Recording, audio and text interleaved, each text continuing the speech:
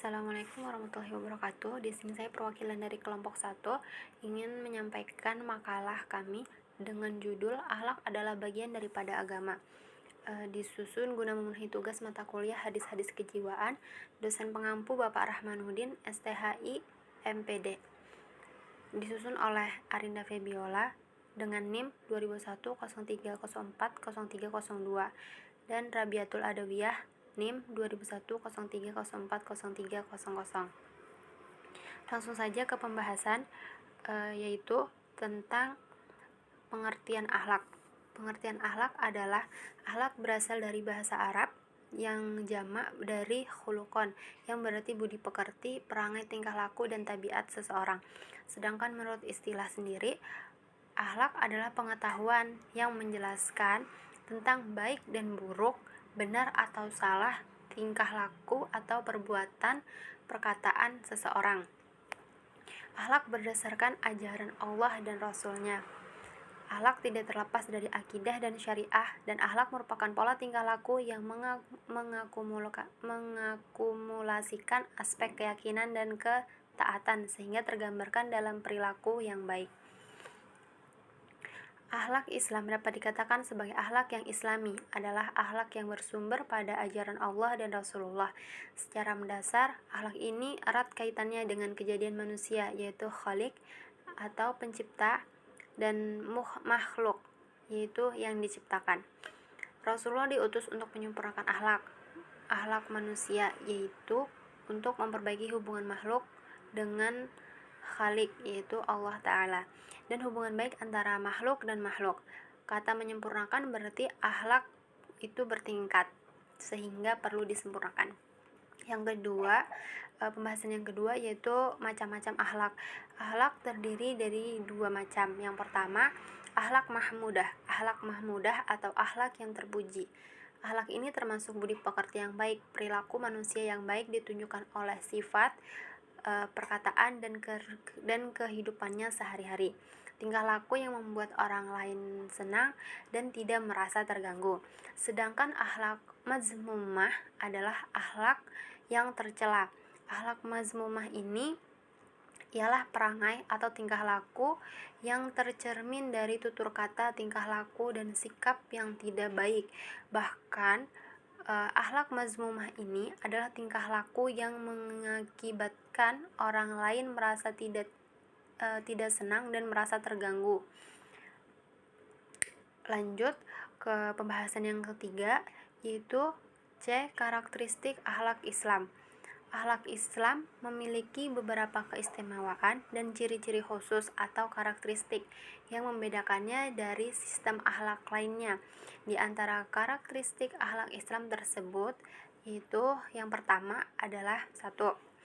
Rabbaniyah atau dinisbatkan kepada Rabb, yaitu kepada Tuhan.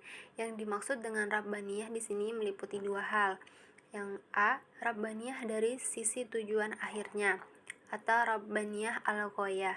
Rabbaniyah al-Ghayah adalah Islam menjadikan tujuan akhir dan sasaran terjauh yang hendak dijangkau oleh manusia adalah menjaga hubungan yang baik dengan Allah dan berhasil meraih ridhonya. Rabbaniyah dari sisi sumbernya, atau Rabbaniyah al-Masdar.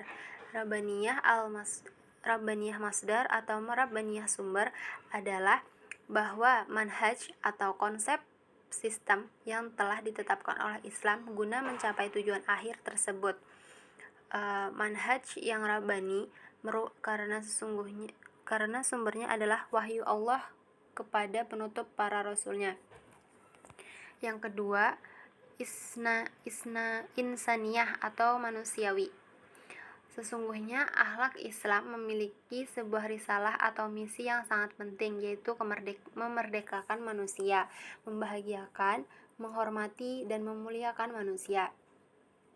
Dari tinjauan ini, maka risalah Islam adalah risalah yang insaniyah, yang manusiawi, karena ia kemaslahatan manusia dan selaras dengan fitrah manusia.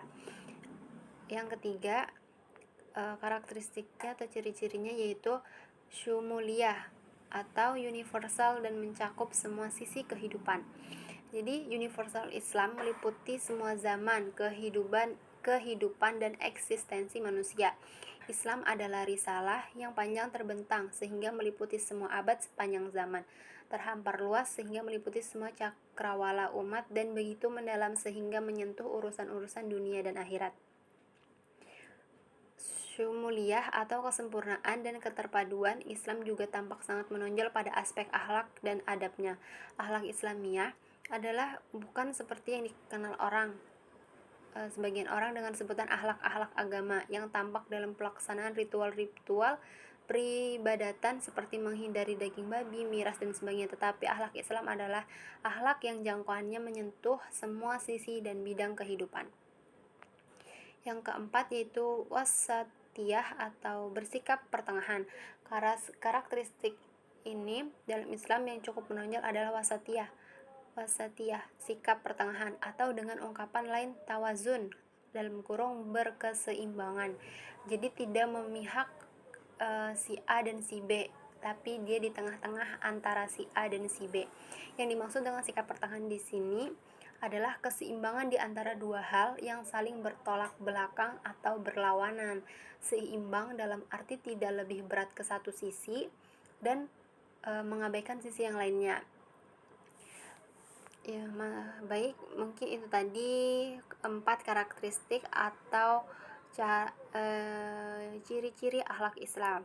Lanjut ke pembahasan yang keempat, yaitu kedudukan akhlak dalam Islam. Islam sangat menjunjung tinggi akhlak dan menyeru seluruh manusia kepadanya.